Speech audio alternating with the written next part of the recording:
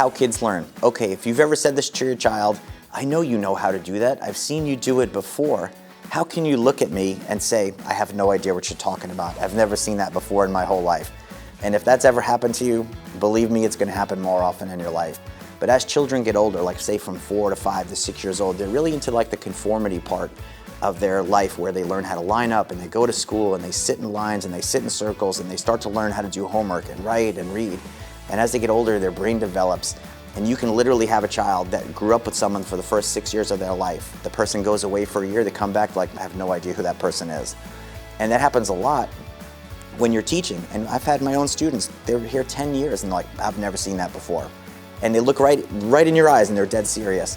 And in my mind, I'm like, you've done that for the past 10 years. And I know they're like, and believe me, to them, they are completely serious.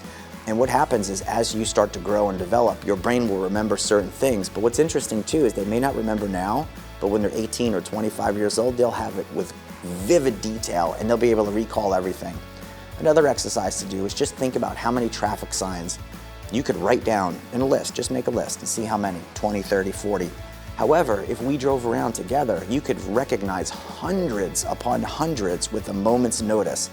And when you're teaching skill sets like jujitsu, kinesthetic awareness, connection, muscle memory, routine development, we want them to be able to recognize the things, not so much just memorize them. And so memory is not always the best way to serve your performance in the field. You have to be able to recognize things on the move and on the fly. So if your child looks at you and says, I've never seen that before in my life, they're probably being dead serious, even if you can't believe it.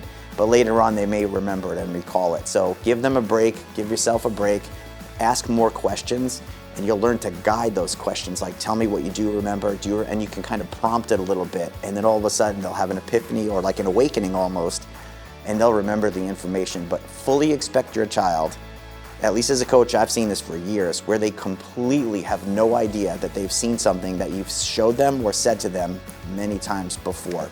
It's a common, typical occurrence. And I feel like the more we know to expect that, the better off we all are.